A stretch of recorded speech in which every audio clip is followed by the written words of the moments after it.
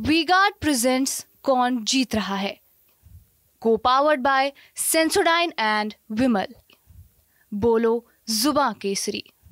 राष्ट्रीय लोकदल के वरिष्ठ नेता और पूर्व राज्य मंत्री चौधरी निरपाल जी हमारे साथ हैं। चौधरी साहब, सरकार का गठन होने जा रहा है और जयंत चौधरी मंत्री बनेंगे इस बार, तो क्या लगता है कि कौन सा मंत्रालय उनको मिलना चाहिए? देखो, जो मेरा अनुभव कहता है, मेरे हिसाब से माननीय जयंत चौधरी जी को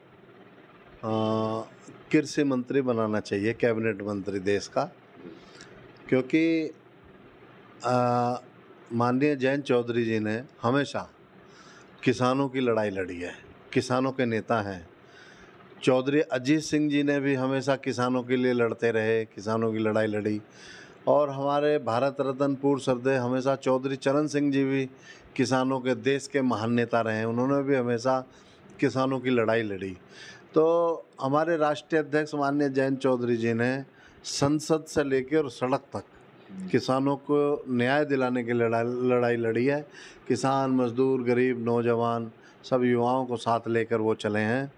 किसी भी उस पर मुद्दा हो, लेकिन किसानों का, क्योंकि हमारा किसान प्रधान देश है और ख़ास तौर से हमारी जो पश्चिमी उत्तर प्रदेश की बेल्ट है, ये हमारी किसानों की बेल्ट है।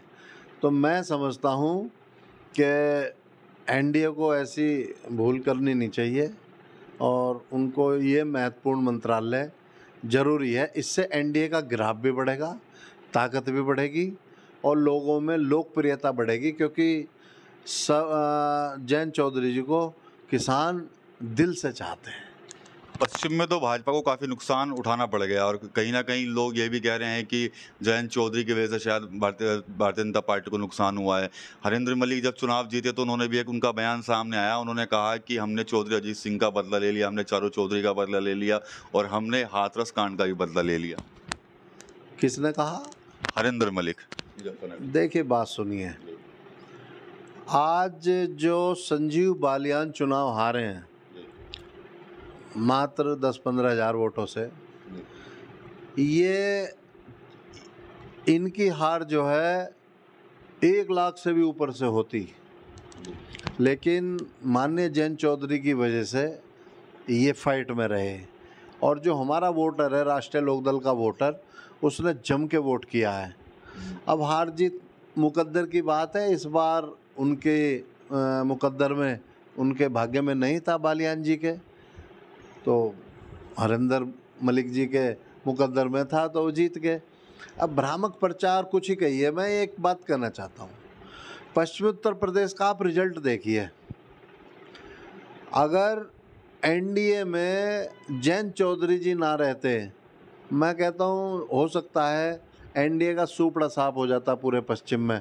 अब बाकी जो सीटें जीती हैं, जाट बाहुल्य क्षेत्र में बता रहा हूँ, बुलंदशहर भोला सिंह जीते हैं, बुलंदशहर में 3 लाख जाट है। अलीगढ़ जीते हैं, हाथरस जीते हैं।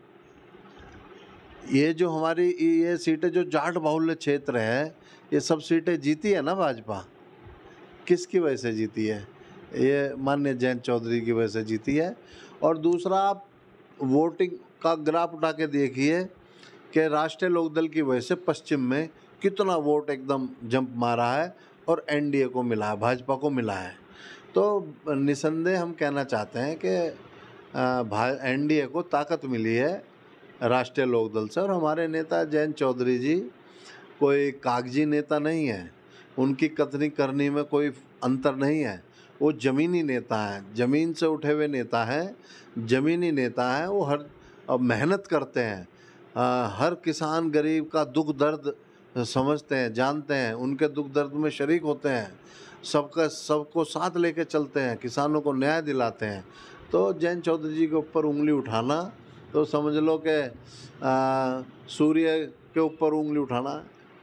तो ये थे राष्ट्रीय लोकदल के नेता चौधरी निरपाल जी। साफ तौर पर कह रहे हैं कि अगर जयंत चौधरी का साथ भारतीय जनता पार्टी को ना मिलता तो पश्चिम में बहुत बुरा हश्र हो सकता था भारतीय जनता पार्टी का, और साथ ही साथ उम्मीद भी कर रहे हैं कि नई सरकार का गठन होगा तो जयंत चौधरी उसमें कृषि मंत्री बनेंगे। टीवी 9 यूपी के लिए सहारनपुर से विकास कर रही। वी-गार्ड प्रेजेंट्स कौन जीत रहा है, को पावर्ड बाय सेंसोडाइन एंड विमल। बोलो जुबां केसरी।